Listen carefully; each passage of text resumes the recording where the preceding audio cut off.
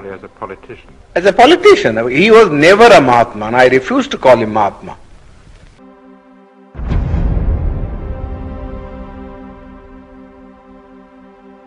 I've never in my life called him Mahatma. He doesn't deserve that title. Not even from the point of view of his morality. You see? Going back to the Pune Pact, the Yerawadh Pact. Yes.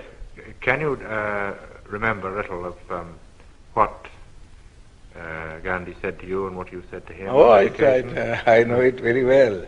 I know it very well. The British government had, in the original award which MacDonald had given, had accepted my suggestion. I said, look here, the Hindus want that there should be a common electorate, so that there will be no separatist feeling between the scheduled caste and the Hindus. We think that if you have a common electorate, we would be submerged, and the nominees of the scheduled caste who would be elected would be really slaves of the Hindus, not independent people. Now, I told Mr. Ramsay MacDonald that this is a sort of a thing that he might do. Give us a separate electorate. Give us a separate electorate, and also give us a second vote in the general election, so that Gandhi cannot say that we are separated in point of election.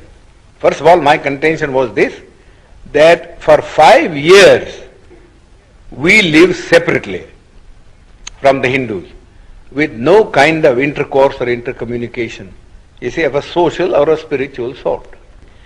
What can one day's cycle of participation in a common electorate do to remove this hardened crust of separatism which has grown for centuries? It's a foolish thing to think that if two people vote together, you see, in a common polling booth, that their hearts are going to change. It's nothing of the kind. Mr. Gandhi has got this madness in him. Well, let this be satisfied by this kind of a system. Give the untouchables 2 votes and give them a population representation of ratio, so that the weightage would be in terms of votes and not in terms of representatives, so that the Gandhi and others may not complain. That Ramsay MacDonald accepted. The award was really my suggestion. I wrote to him a letter from Naples that this is what I would like him to do, you see, so that there may be no trouble. This is exactly what he did. You see, gave us a separate electorate and also a vote in the general electorate. But Gandhi didn't want that we should send our 2 representatives.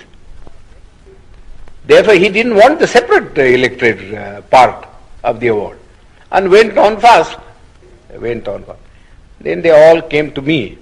They said, well, the British government said, if he agrees to abandon the award, then we have no objection.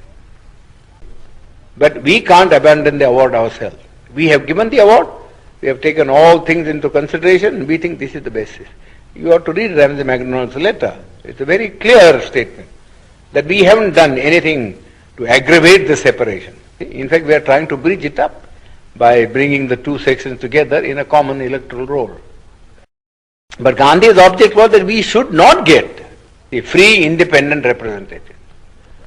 Therefore, in the first place, he said, no representation ought to be given to us. That's how his stand in the Round Table Conference. He said, I recognize only 3 communities, namely Hindus, Muslims, and Sikhs. These are the only 3 communities that will have a political recognition in the Constitution. But the Christians or the Anglo-Indians or the scheduled caste will have no place in the Constitution. They must merge themselves in the general community. That was the stand that he had taken.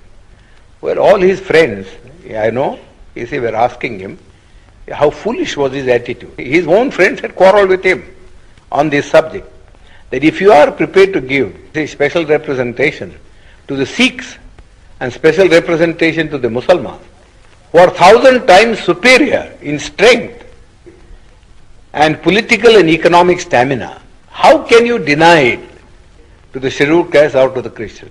He always used to say, oh, you don't understand our problem. That's all he was saying.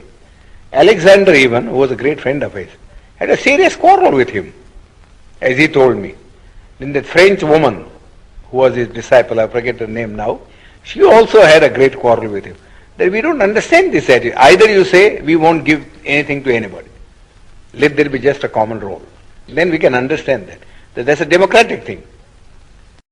Go on saying that you will give it to the Muslims and you give it to the Sikhs, but not to the scheduled caste, seems absurd. He could give no answer. He could give no answer. So we suggested this method. He also didn't, in the beginning, when he wrote a letter, Ramji, he said, no, the scheduled caste should have nothing. No representation. You see. Then his own friend said to him, this was asking for too much. You see, nobody would support you in this matter. Then Malviya and others came to me and said, well, could you not help us to solve this problem? You see, I said, well, I don't want to solve this problem by sacrificing what we have been able to get from the British Premier. So you went to Pune? I suggested the alternative formula.